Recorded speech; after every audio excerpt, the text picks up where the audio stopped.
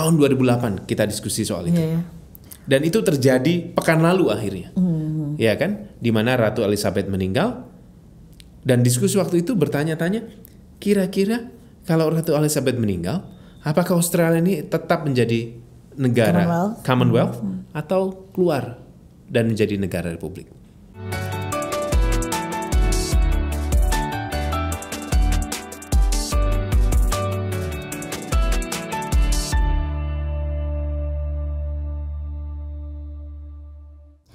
Assalamualaikum warahmatullahi wabarakatuh. Halo Sobat Ngalir semua. Selamat datang di Ngalir, Ngobrol ala IR, persembahan laboratorium program studi Hubungan Internasional Universitas Islam Indonesia. Nah Sobat Ngalir, kali ini kita sudah kedatangan salah satu narasumber istimewa. Beliau ini pakarnya Australia, hobinya ngomongin Australia.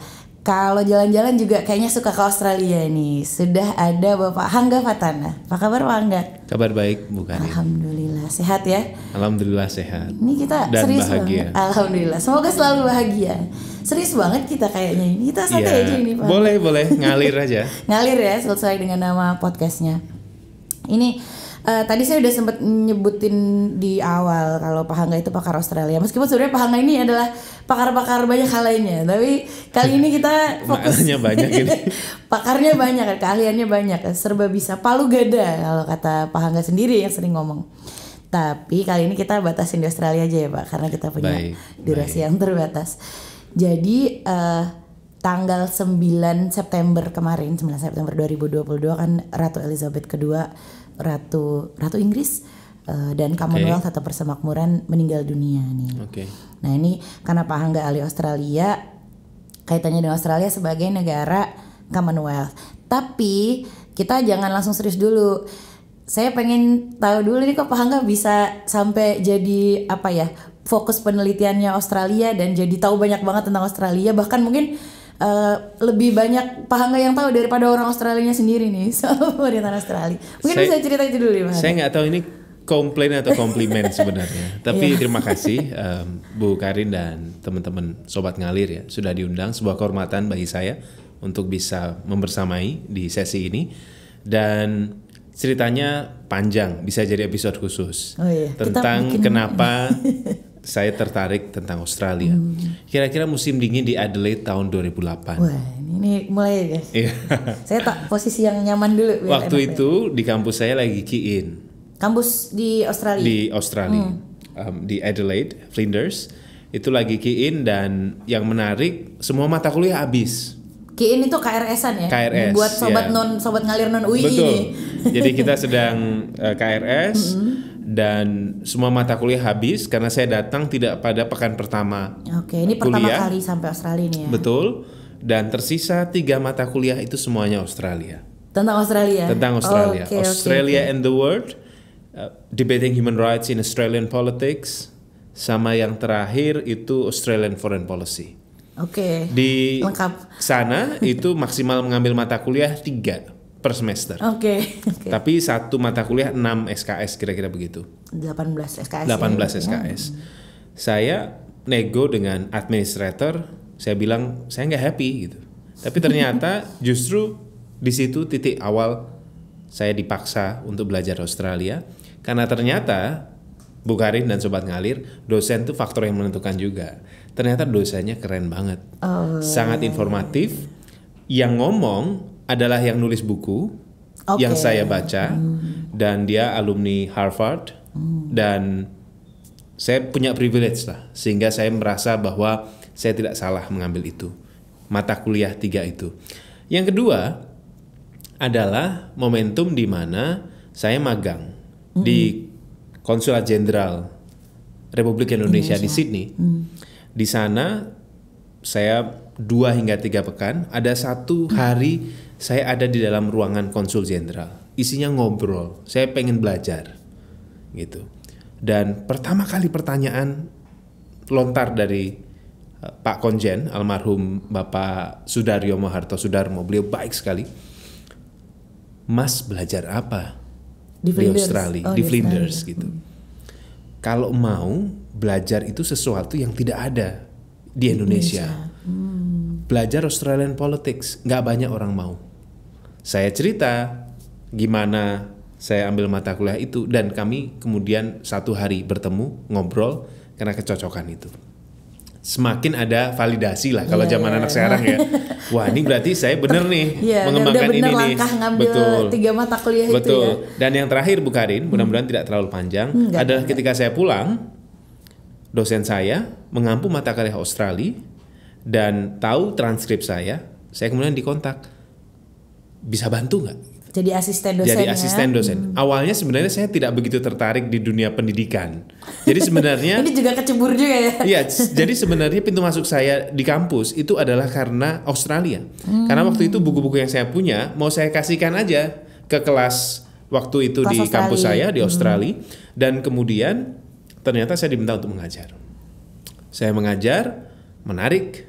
Ternyata saya hanyut Makin jatuh cinta dan ya. makin jatuh cinta, dan memang ada satu rasa ketertarikan khususnya ketika melihat praktik politik yang sangat satu sisi sadis, tapi di sisi lain juga sangat dewasa. Kira-kira begitu, Bu.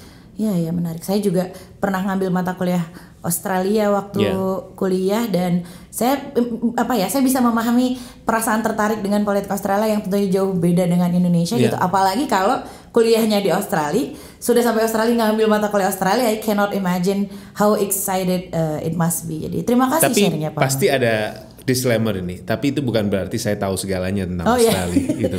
Banyak yang lebih paham soal Australia dari saya. Tapi saya melihat emotional attachment-nya itu lebih. Saya belum menemukan diksi, dan itu diksi yang paling pas. Emotional attachment-nya dapat banget, dan itu juga yang memberikan saya tenaga pendorong untuk menjalin banyak kemitraan dengan lembaga-lembaga dan juga institusi pendidikan maupun pemerintah Australia sampai hari ini. Iya kan, karena kalau kita memang ada emotional attachment tadi ketika ngomongin Kevin Rudd, ngomongin Julia Gillard gitu. Rasanya ya bukan kayak satu lagi series, kerja gitu ya. Satu series bisa. Gak cuma satu episode gitu. Satu playlist kalau di YouTube ya. Oke, terima kasih sharingnya Pak Angga, menarik sekali. Saya yakin sebenarnya cerita-cerita seperti itu juga dialami oleh mungkin berbagai akademisi ya. Betul. Ada yang kuliah di Eropa jadi ahli Eropa, ada yang kuliah di Timur Tengah jadi ahli Timur Tengah gitu. Meskipun tidak selalu, tapi ini cerita yang kemudian Pak Angga itu personally gitu suka Australia dan jadinya tahu banyak soal Australia karena ya ada emotional attachment tadi. Nah, balik lagi ke tadi nih pembukaan saya soal Queen Elizabeth II yang baru saja wafat ya. Saya nggak akan nanya soal apa Commonwealth itu Pak Angga, karena saya yakin kita butuh 1 semester gitu ya. Nah, tapi tadi kalau boleh saya bahas sekilas, kan Australia itu adalah bagian dari Commonwealth atau negara persemakmuran nih. Betul. Ada sekitar 50-an negara lainnya kalau nggak salah Pak Angga yang tergabung dalam Commonwealth itu. Salah satunya adalah Australia. Dan ketika Ratu Elizabeth II ini meninggal dunia, ada semacam narasi untuk untuk membuat Australia itu udah nggak jadi Commonwealth lagi, tapi menjadi republik, atau yang sering kita dengar juga republikanisme. Jadi kayak semacam ada narasi republikanisme yang muncul di Australia. Nah, ini bisa diceritakan dulu nggak sih Pak Angga, gimana republikanisme ini pertama kali muncul, dan ini sebenarnya apa? Republikanisme ini makanan apa nih? Coba Pak Angga mungkin bisa kita dikasih tahu. Waktunya pendek, tapi saya akan coba mengemas. Republikanisme adalah bentuk gerakan di Australia yang mereka menginginkan independensi yang sangat utuh, tidak hanya dalam konteks kedaulatan, tapi juga entah emotional attachment atau keterikatan sejarah, di mana Australia, sebagaimana Bu Karin tadi sampaikan, adalah bagian dari persemakmuran yang dulu adalah koloni Inggris sebelumnya. Dan Australia sendiri sampai detik ini memang menerapkan kerangka konstitusi yang sifatnya hybrid. Satu sisi itu basisnya mengadopsi dari Amerika Serikat. Negara ini federal. Negara ini punya written constitution. Negara ini parlemennya bicameral gitu. Tapi di sisi lain pengaruh Inggris juga sangat kental. Negara ini konstitusional monarki. Negara ini punya konstitusi yang tidak tertulis juga, dan sifatnya unitary. atau kesatuan. Nah, dua karakter yang berbeda tadi itu digabung di Australia, dan kalau dalam konteks studi Australia dikenal dengan istilah hybrid. Bukan cuma kuliah doang ya bisa hybrid, Betul, daring. betul. Sebenarnya sistem pemerintahan atau kerangka konstitusi itu bisa hybrid. Hybrid ya. Yang menarik, yang bisa dimaknai sebenarnya berarti adaptif. Tidak hanya mengambil satu yang paling bagus, ditelan mentah-mentah, tapi dikaji Best yang of bagus both mana, world. Ya, exactly. Ya. Nah itu satu. Yang kedua, gerakan republikanisme ini sebenarnya muncul atas fenomena yang ada dari masyarakat Australia, baik itu bottom up dari masyarakat sipil ataupun dari sejumlah organisasi yang memang secara nyata memberikan dukungan bahwa Australia sudah waktunya untuk tidak masuk dalam konteks konstitusional monarki, tidak menjadi negara bagian dari persemakmuran, dan sudah saatnya kepala negaranya bukanlah gubernur jenderal yang mana merupakan bagian perwakilan dari Ratu Inggris, atau Kerajaan Inggris. Pada tahun 98, puncaknya kala itu, atau 97, sekitar akhir dekade 90-an, dibuatlah referendum. Pada zaman John Howard memerintah. Perdana Menterinya. Perdana Menteri dari Partai Liberal. Karena desakan menjadi negara republik dan lepas dari Kerajaan Inggris, itu terus menguat di kala itu. Salah satunya, kalau dari Partai Liberal itu muncul dari mantan Perdana Menteri Malcolm Turnbull. Oh ya. Yang kala juga itu ya? liberal juga. Yang kala itu beliau belum menjabat sebagai PM atau bahkan belum punya portofolio sebagai menteri. Tapi sudah masuk dalam parlemen. Dan yang menarik, hasilnya yang tidak menginginkan lepas dari Inggris, dari persemakmuran, itu muncul 54%. Mereka menang, tapi menang tipis, bukan landslide victory. Iya. Artinya yang pengen republik tuh juga banyak gitu ya, meskipun juga tidak banyak. Mayoritas lah kira-kira. Meskipun juga bukan berarti yang happy itu 47 atau 46, tapi lebih dari 40%. Jadi cukup besar. Cukup banyak ya. Waktu terus bergulir.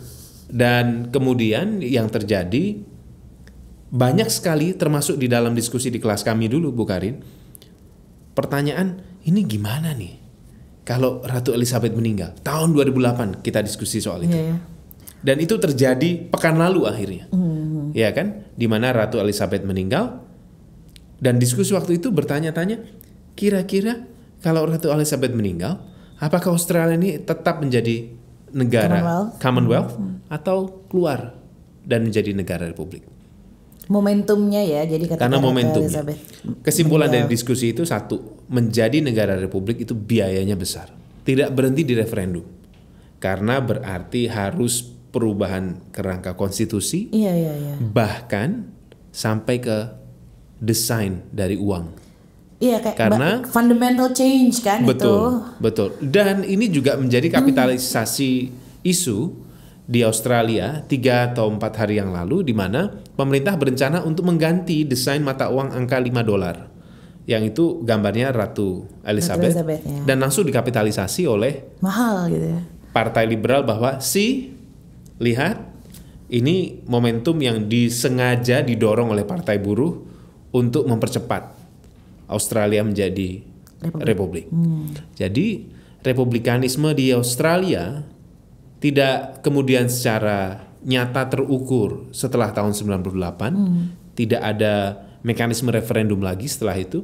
Tapi bukan berarti sebentar lagi dalam waktu lama atau dalam waktu dekat kita tidak melihat itu. Iya. Artinya kan apalagi tadi melihat uang $5 yang terus dibahas itu kan, dan di momen ketika Ratu Elizabeth baru saja meninggal ini sangat besar kemungkinan entah nanti referendum lagi atau apa dulu lah ya.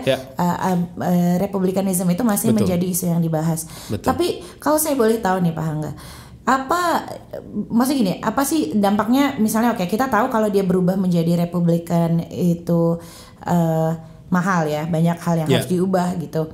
Tapi what good can it give Australia kalau dia jadi republik? instead of ya udah jadi Commonwealth tuh dia juga negara besar, dia juga punya partner yang dia dianggap sebagai negara yang ini juga middle power yang cukup kuat dan seterusnya. Tapi kenapa ini jadi isu yang didesak dan banyak diinginkan orang, meskipun tadi kalau referendum yang terakhir belum mayoritas, tapi kan tetap banyak nih. Apa bedanya gitu loh kalau dia nanti jadi what gitu. Bu Karina dan teman-teman Sobat Ngalir ya, kita tahu bahwa pusaran globalisasi itu membuat orang semakin gelisah soal identitas. Oh ya. Semakin globalisasi ini ibarat sinkhole. Jadi dia menyedot semuanya, black hole lah kalau di mana di space ya. Jadi kita tidak ingin tersedot, kita tidak ingin hanyut, sehingga kita pegangan. Kalau ini individu, kalau ini masyarakat, maka secara kolektif kegelisahan itu salah satunya adalah soal identitas. Menjadi Australia itu seperti apa sih? Itu pertanyaan yang jawabannya selalu dirawat dari dekade ke dekade. Australia sebagai negara multikultur, misalnya, jargon itu muncul di tahun 1970-an ketika Gough Whitlam dari Partai Buruh menjabat sebagai Perdana Menteri. Setelah 70 sekian tahun, Australia tidak mengizinkan negara ataupun bangsa warga negara lain yang bukan warga negara dari Caucasian kira-kira begitu untuk bisa bermigrasi di Australia dengan kebijakan White Australia Policy. Jadi bangsa ini in the making, mendeskripsikan diri mereka. Dan kita harus akui dan kita harus ingat Australia ini negara imigran. Dan ini krisis identitasnya besar ya. Satu sisi memang besar, tapi di sisi lain kemauan dan komitmen untuk beradaptasi lebih agile dibanding mereka yang bukan negara imigran. Karena sama-sama kita migran, kita perlu saling menghormati. Kalaupun ada yang harus dihormati adalah pendahulu yang punya tanah pemilik tanah leluhurnya gitu kira-kira. Nah, ini menjadi bekal untuk menjawab pertanyaan Bu Karin tadi. Bedanya apa sih? Sebenarnya secara teknis dan kedaulatan nggak ada bedanya. Karena sejak Balfour Declaration tahun 1920-an, Kementerian Luar Negeri atau DFAT-nya Australia, Department of Foreign Affairs and Trade, itu tidak lagi di London, tapi memang sudah di Canberra, sudah di Australia. Memang pada saat Australia berdiri sebagai negara federasi pada tahun 1901, itu sebagian kewenangan politik luar negeri masih di London. Oh oke. Terus bertransisi. Kemudian transisi dengan Balfour Declaration tadi tahun 1920-an, dan setelah itu memang murni simbolik gitu. Gubernur Jenderal itu berarti juga. Gubernur Jenderal itu adalah seseorang yang dinominasikan dari partai politik pemenang pemilu.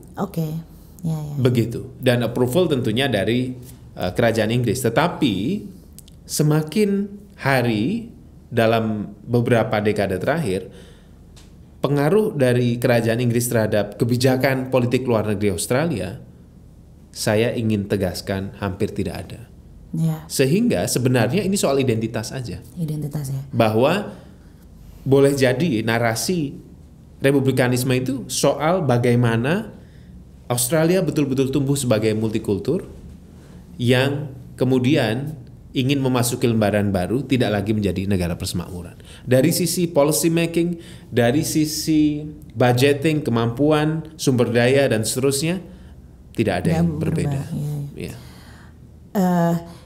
Nah ini menarik nih, karena pertanyaan saya selanjutnya adalah kalau nih seandainya Australia benar-benar jadi republik gitu ya, mereka keluar dari Commonwealth jadi republik, punya presiden, ini bagaimana ini kemudian tadi Pak Hangga udah bilang soal identitas gitu ya, berarti menempatkan Australia di ranah global nih. Apakah ini akan punya pengaruh yang signifikan dalam politik luar negerinya, misalnya dalam mungkin dia punya relatability yang lebih besar kepada negara-negara yang mungkin sesama republik atau apalah kira-kira Pak Hangga, atau mungkin there's another answer. Menarik Bu Karin, menurut saya ingin memilih cara pandang yang skeptis soal ini. Bagi saya nggak akan banyak beda. Lagi-lagi ini tentang identitas, celebration of identity, kira-kira begitu. Dan dari sisi posisi Australia di mata pergaulan internasional, sejauh masih bergabung dengan AUKUS, sejauh masih rely temenan sama Amerika, tidak ada yang banyak berubah. Menjadi republik harganya mahal secara domestik, dan itu boleh jadi adalah selebrasi identitas bagaimana saya duga tadi gitu. Tetapi dalam konteks realitas politik luar negeri tidak akan banyak berbeda. Dia akan tetap menjadi negara dengan kekuatan militer belasan di dunia, 13 atau 14 kalau saya tidak keliru, dan tetap menjadi salah satu negara dengan GDP yang tinggi. Tidak ada yang jauh berbeda. Dalam PBB juga bukan berarti selama ini Inggris dan Australia baik-baik saja. Kita harus ingat di Paris Peace Conference tahun 1919 ya. Tidak selalu sejalan juga. Tidak selalu sejalan gitu. Jadi saya tidak melihat banyak hal akan terjadi di luar perayaan identitas tadi. Ya. Nah, ya itu juga ya, waktu saya lihat berita ketika Ratu Elizabeth meninggal juga isu Commonwealth itu dibahas karena itu malah justru representasi dari kolonialisme. Terus ada dimensi lain, ada perspektif lain yang bisa kemudian semakin menebalkan itu. Ya, sehingga mungkin salah satu urgensi yang mendorong Australia untuk menjadi republik itu mungkin juga untuk mulai memberikan jarak dirinya sebagai negara, itu sudah tidak lagi merepresentasikan Australia lah kira-kira, mungkin seperti itu ya Pak Angga. Tapi dari jawaban Pak Angga tadi ini karena nggak kerasa karena menarik banget. Ternyata kita udah lumayan durasinya. Tapi pertanyaan saya terakhir nih, sebagai pengamat politik Australia, kalau menurut Pak Angga sendiri, kira-kira sebaiknya Australia tuh tetap seperti sekarang atau go ahead with republicanism? Ini pertanyaannya mudah, jawabannya agak sulit ya. Karena sebenarnya yang tahu persis siapa yang membutuhkan ini jelas masyarakat dan rakyat Australia gitu. Bagi saya karena tidak ada makna yang sangat berbeda antara republik maupun bagian dari Commonwealth sejauh praktik politiknya sebagaimana terjadi 12 tahun terakhir, di mana baru kali ini Perdana Menteri selesai menjabat sampai pemilu berakhir pada zamannya Scott Morrison. Sebelumnya tidak ada satupun Perdana Menteri Australia selesai menjabat. Selalu karena pasti bergantian diturunkan karena kudeta internal di dalam partai politiknya. Saya tidak melihat banyak perubahan. Jadi Australia sebaiknya seperti apa? Justru jawabannya tidak persoalan republik, tidak persoalan Commonwealth, tetapi memaknai politik yang sehat.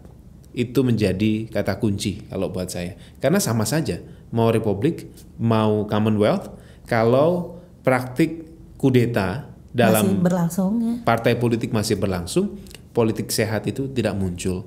Kalau kita mengambil pesan dari Kevin Rudd misalnya, idolanya Pak Angga ini, Kevin Rudd. Dia banyak sekali punya statement yang memberi saya inspirasi, Bu Karin. Salah satunya, kalau kita berpolitik, politik adalah tentang kekuasaan dan kita perlu memastikan bahwa kekuasaan ini kita manfaatkan bukan untuk kepentingan sekelompok, for the benefits of the few, tapi kepentingan orang banyak. Itu satu. Yang kedua, kalau kita diberi posisi portofolio, pastikan tidak hanya for the sake of being there. Jadi kita tidak hanya sekedar pengen mendapatkan validasi, tidak hanya ingin sekedar namanya tercantum sebagai Perdana Menteri atau posisi apapun gitu kan. Tapi we have to be there, not only for the sake being there, but to make difference, membuat perubahan. Dan semangat itu saya lihat di Australia juga tidak sepenuhnya, saya ingin katakan bahwa tidak sepenuhnya tidak sehat. Karena pada beberapa hal mereka sudah punya robust sistem yang sangat kuat ketika bicara kontestasi gagasan. Satu partai buruh yang sangat progresif, satu partai liberal yang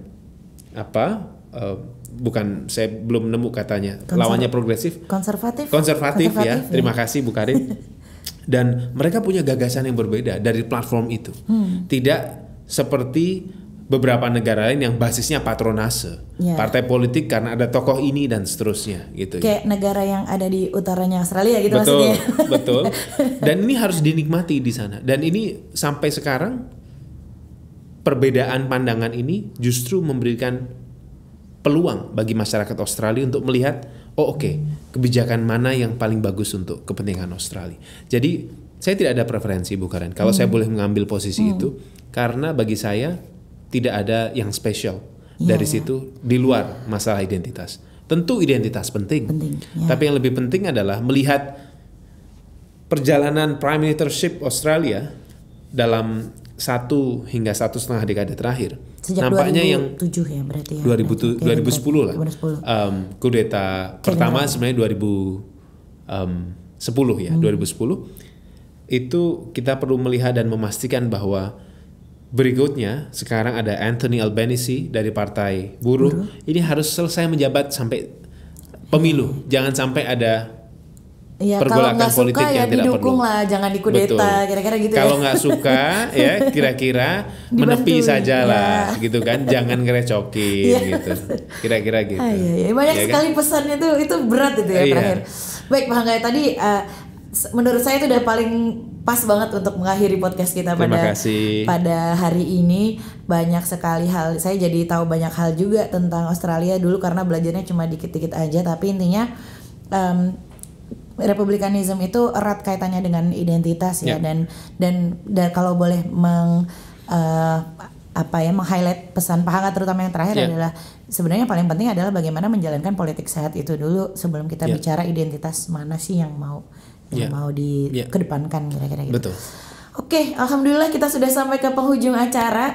Nggak kerasa karena saya jadi kayak ini nostalgia kuliah Australia lagi waktu zaman kuliah dulu.